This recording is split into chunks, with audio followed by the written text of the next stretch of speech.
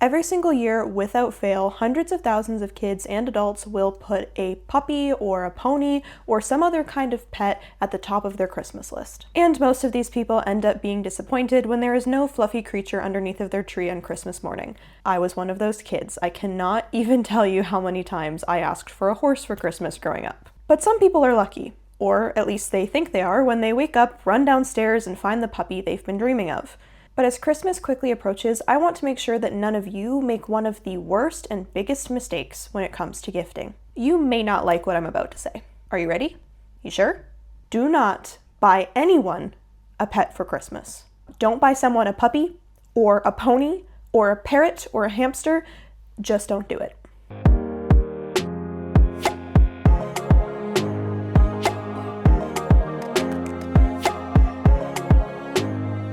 Hey guys, welcome back. I think that we need to have a little bit of an uncomfortable conversation about Christmas shopping and gift giving. This conversation is about pets being given as Christmas gifts. It happens every year, and honestly, it ends badly more than it ends well. In my opinion, animals should not be given as gifts, like 98% of the time. But particularly at Christmas, and particularly in the way that dogs and cats tend to be given as gifts. So today we're going to go over some of the reasons why it is not a very good idea to give someone a pet for Christmas this year. Keeping in mind that this is mostly aimed at when pets are given as gifts as a surprise and there's been no real conversation had about said pet prior to the gifting. But before we get into all of that, make sure to click subscribe if you want to see more educational and informational animal-related videos. I post new videos typically every single week, and you can go follow me over on Instagram if you'd like to see more of what I'm doing in my day-to-day life, as well as go subscribe to my vlog channel, Cats Creatures Vlogs, where all of my vlogs will be from now on. You can see the behind the scenes of my life as a content creator and a pet parent and an equine science student. Anything to have to do with me taking care of my animals will be over there. All right, back to the video. Reason number one, the commitment. A pet is not something that can just sit on your shelf that you can just look at whenever you feel like it and not have to worry about. Pets are not a short-term commitment, at least most of them aren't. Yes, an animal like a hamster is only going to live for a few years, but a dog can live from 15 to 20 years, horses average from 25 to 35 years, and some species of reptiles and birds can actually outlive you. So depending on what animal you gift someone, you might not only be sticking them with a long-term commitment, you might be sticking their children with a long-term commitment too. Having a pet can be a huge time commitment. It's every day, and it can sometimes take up a lot of your day. Take me, for example. I have two pets. I have a dog and I have a horse. My morning routine for my dog involves walking him, feeding him breakfast, cleaning his eye and giving him his eye drops, giving him some quick snuggles, of course. I usually have to allot about 30 to 40 minutes of my morning to him. Then he gets an afternoon walk, sometimes an evening walk. I have to play with him. Sometimes we do some training. Then we do his physio exercises in the evening. He gets his dinner. I would say that on average, about 2 to 2.5 hours of my day are dedicated to him. And that's not even including the days when I have to take him to the vet or to the groomers or to his physio appointments. And this is a middle-aged dog with arthritis. A few years ago, when he had the energy and drive of a working dog, it was a lot more of my day. Then I have my horse, and it takes 20 minutes for me to drive to the barn. I typically spend 1 to 2 hours there, depending on what it is we're doing that day. Sometimes it's longer than that. And then it takes about 20 minutes for me to drive home. That's close to 3 hours of my day. So taking care of animals can be very time consuming, and I'm very fortunate that I have enough free time in my day to take care of them this way, and that, I get to build my own schedule. My school is online and asynchronous, and my part-time job is YouTube and social media, so I can just do these things whenever throughout the day, wherever I find the time to do them, which means that I can build my schedule for everything else in my day around when my animals need the attention. And look, I am absolutely in no way, shape, or form saying that every person that has a pet has to work from home. That's just crazy. That's actually one of my frustrations with animal shelters. There are a lot of animal shelters that will not adopt out pets to somebody unless that person works from home. And yes, of course, there are people who work from home, and there are some pets who need that, but not all of them do, and it's just unrealistic to expect that of everybody that's wanting to adopt a pet. So I'm not saying that every pet owner has to work from home, but what I am saying is that having a pet is time consuming. And somebody with a really busy schedule, a really strict schedule, somebody who works a 9 to 5, may or may not want the rest of their free time to go to said pet. At the end of the day, that is their decision to make and not yours. The person you're buying for may have mused about getting a dog, may have contemplated it, spoken about it here or there, but how sure are you that they are actually 100% committed to that? How sure are you that they know what having that animal actually means? Have you sat down with them? Have you talked with them? Do you know for sure that that person knows everything that goes into taking care of that animal? Are they in the right place in their life? Are they financially ready? Because pets are expensive. You will see all over the internet, people will make videos like the top 5 cheapest, best starter pets. I'm gonna burst your bubble real quick. There's no such thing as a starter pet. They're all complicated if you're doing it right. And there's no such thing as a cheap pet. They're all expensive if you're doing it right. Now, for certain pets, it might be the initial cost that is the big expense, or it might be the upkeep that is the big expense. But even for animals like hamsters, buying a proper enclosure, buying all of the bedding, making sure that you're bedding it deep enough, all the things that they need, like that, it's expensive. It just is. And yes, what one person considers expensive is not going to be the same as what someone else considers expensive, but the reality is that pets they cost a lot of money. The food, the vet bills, the grooming bills, equipment for the animal like leashes or collars, litter boxes, cages, beds, pet insurance, because yes, if you are getting a pet for which there is available insurance, you should get pet insurance. It could honestly, seriously save your butt one day. My dog is only 6 and pet insurance has saved us so much money. And sure, if the pet that you end up buying happens to be super healthy, that's great.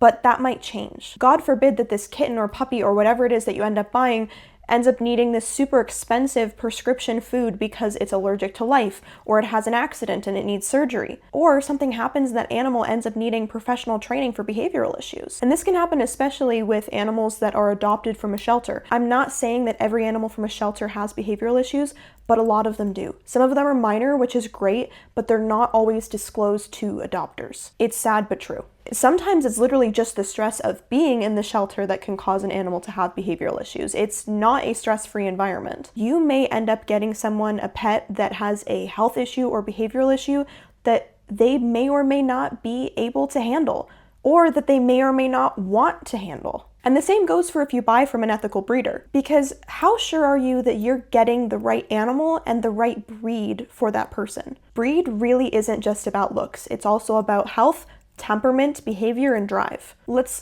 take a look at dogs as an example for a second. Does the person that you're buying for want a couch potato dog, or do they want a working dog? Is this person regularly active, or do they have mobility issues? The last thing that you want to do is get a border collie for somebody who just wants a couch potato companion dog and has mobility issues that prevent them from taking a dog out on longer walks. Now granted, an ethical breeder will never sell an animal to somebody who is going to gift that animal to someone else that said breeder has never met. But that brings me to my next point, because it can be so easy to fall for a backyard breeder or puppy mill scam. How sure are you that you're getting an animal from an ethical source? How sure are you that that animal is well bred? Do you really know what it is you're buying and what it is you're giving someone? I am not saying this to call you stupid or incapable, okay? I am saying this to highlight that getting an animal properly and responsibly can be a difficult task. People will research breeds and breeders for years before they get a dog. Same goes for horses. Do you know if the person that you're getting a pet for is actually fully educated on that animal? Do they know what they need to know? Are they going to get bored of it, forget to feed it, want to get rid of it? Is it a child who really shouldn't be getting a pet because they have the attention span of a goldfish? Look, I'm not saying that you can't get your kid a pet, okay? But if you do, you need to be ready and willing to step up and take care of that animal if your kid doesn't. Some kids do step up to the plate and take care of the animal perfectly, but others don't. And at the end of the day, there are certain responsibilities and tasks that come along with having a pet that kids, or young kids especially, really just shouldn't be taking on. Like, when does this animal need to go to the vet? Making those vet appointments or grooming appointments. What should this animal be eating? Those aren't decisions that your 8-year-old should be making. Please, please, please, please, please stop getting kids pets to teach them responsibility.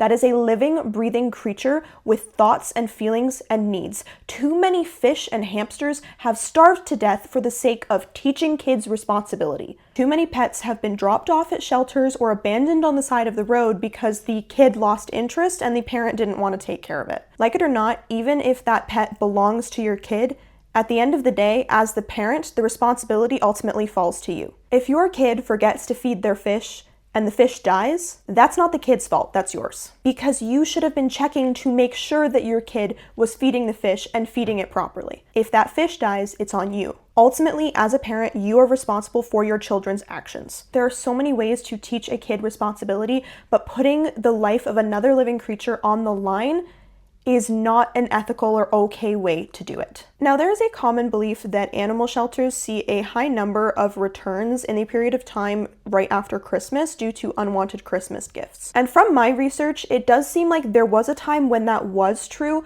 but it's not so much anymore, at least not in most places in the world. These days, the adoption process at most animal shelters is so complicated and rigorous that it actually discourages a lot of people from adopting. A lot of people are also denied, some rightfully so, some for questionable reasons. And look, it is not a bad thing for the adoption process to be rigorous, okay? We want to make sure that animals are going out to the right homes. But because of this, it's a lot less common for people to adopt an animal for someone else and a lot less common for people to adopt on a whim. It still happens, don't get me wrong, but you can't just walk into a shelter and leave with a dog the same day anymore. I mean, like, you can in a few places, but it's not common. Plus, shelters want to meet the person that's actually going to be caring for that animal, so you can't just really surprise your friend with a rescue animal because they have to be the one that fills out the application. But that is why now a lot of Christmas pets come from backyard breeders and puppy mill type situations and other unethical sources. Lastly, the holiday season just really isn't the best time of year to be getting a new animal, whether you're gifting it to somebody else or you're getting it for yourself. Christmas time can be really stressful for anyone, particularly a new pet. When you're bringing home a new pet, you really want to try to make your home as calm and inviting as possible for the first few weeks as they're getting acclimated, as they're getting used to things. You want to make it inviting and calm, and you don't really want the hustle bustle of 20 people are coming over tonight, or we're leaving today and then we're coming back and then we're going to do this and there's music blasting and there's food everywhere that they might get into.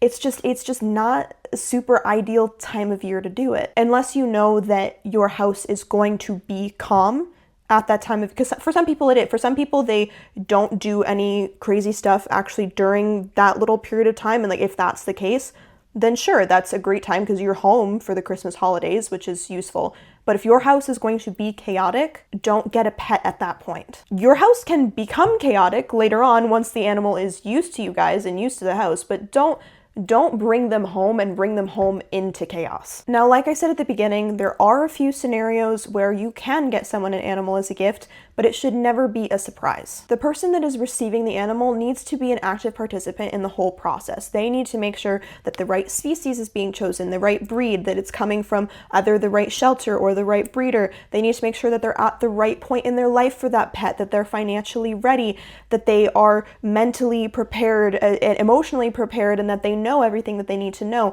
You can't just give somebody an animal when they're not ready for it. And even if you think they are ready for it, or they've said they're ready for it, how much are you including them in the whole process?